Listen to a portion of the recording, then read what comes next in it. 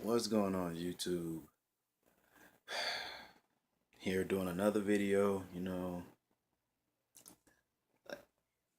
Just want to talk about the draft and how it played out last night. A lot of people were kind of upset, that we took Will Fuller, but I'm not. Oh, big shout out to Ray Ray, by the way. You know, reason why I'm not upset about this pick, it gives us an unparalleled speed demon at a position that we needed. Now, with that being said, I still would have, I would have liked for us to take William Jackson and, trade down. I mean, trade back up into the first round. If they really wanted Will Fuller that bad, you could have still picked the guy and then traded up for him. But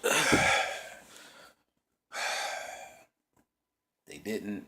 And my thing is, you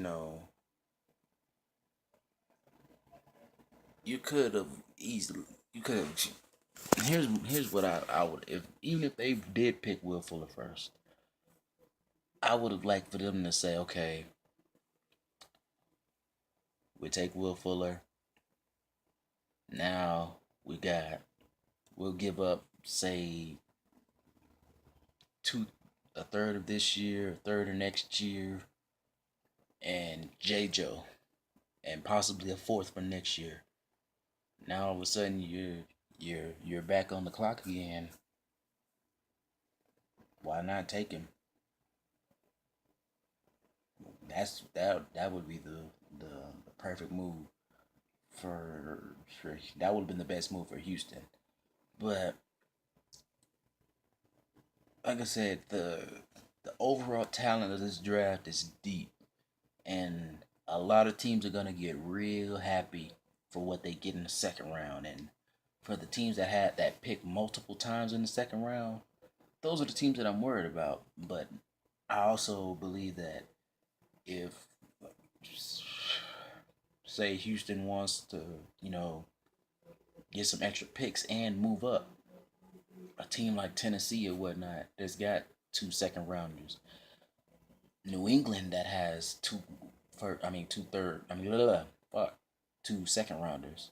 Shit, I'll gladly fork over for the first for next year, cause and here before y'all trip out and say, well, D, why would you give up a first rounder for next year if it you know if it's for next year?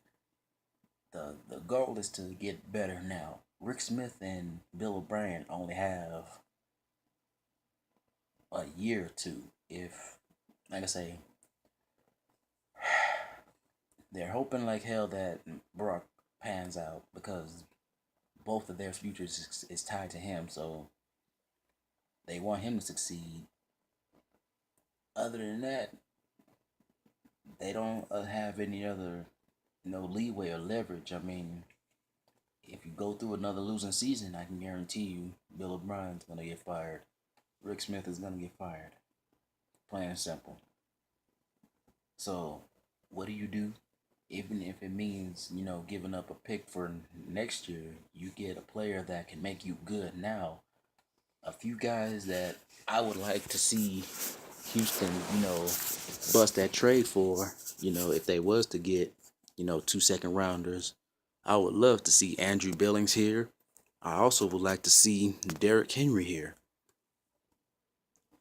When you think about football, let's deviate from the players for a minute and let's talk about football and football standpoints for just a second.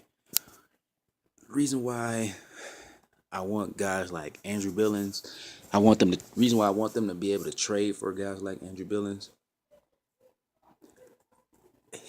There's guys like him don't come around often. You can always replace, a corner or whatnot. you know, shit, receivers you can find them in abundance, but defensive line is, even though it's got a lot of depth in this draft, I can see a lot of guys probably going back to back to back. You know what I'm saying? That's how deep and good this D line draft is. Well, not even just the D line, just the defense in general. But yeah, let's get back to the draft and whatnot. Now, overall, like I said, if it was me, I would have went William Jackson. Yes, I'm a homer. I'm a proud Houstonian, and I'm not. Don't get me wrong. I'm not just taking William Jackson. I wouldn't have taken him just off of the fact that he's from Houston.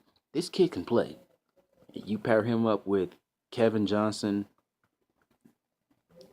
and Kareem Jackson. Now all of a sudden you got three decent, potentially two of them potentially becoming stars, cornerbacks. In this league, you gotta be able to have on offense. You gotta have three wide receivers that can hit every area of the field, especially going deep. And on defense, you gotta have at least two or three athletic cover corners. I mean, I don't want to bring up the Super Bowl. I'm not the Super Bowl, but the AFC Championship game. I predicted that that would happen 2 weeks in advance. Not because of Denver's superior defense. It's just shit.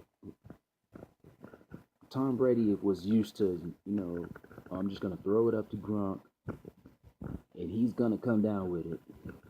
Guess what? Guys all over that game and took him away. So that forced Brady to have to go through his normal progression like an actual quarterback.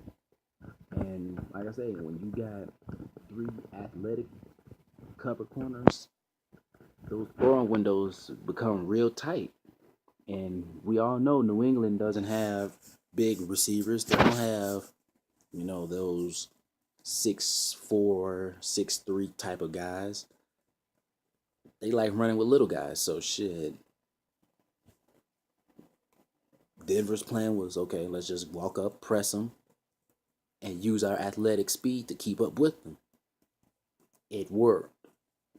But then again, like I said, in order to make systems like that work, you gotta have one or two and potentially three good cover corners.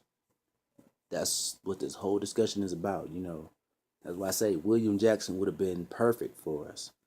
But I'm gonna save the rest for another time, another day. I just want to do this real quick video before I went to work. So, as always, like, subscribe, and peace, y'all. And like I said, hey Ray, you don't gotta be so mad, man.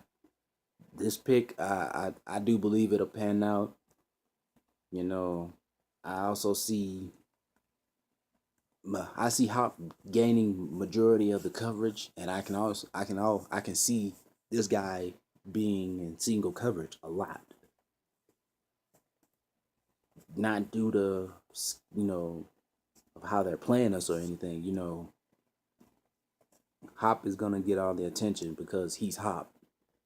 Jaelen Strong, I can see him going over 1,000 yards this year. They're gonna target him like how they did DeAndre last year. We're not gonna take any targets away from any major targets from Hop or whatnot, but they're definitely gonna try to get get the most out of Jaelen. But well, I'm gonna save it for this next video. All right, y'all. Peace.